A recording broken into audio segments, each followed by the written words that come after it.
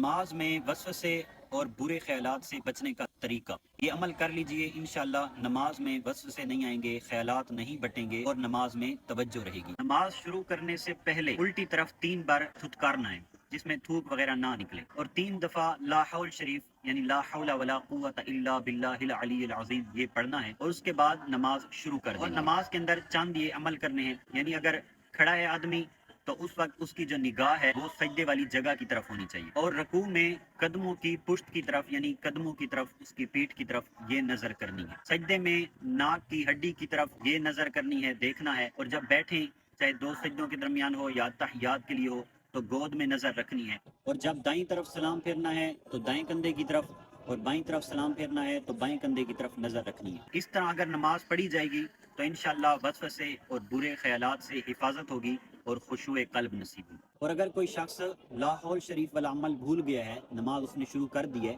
تو باقی عمل اگر وہ کر لے گا تو انشاءاللہ تب بھی وہ وسوسوں اور برے خیال سے محفوظ رہے گا۔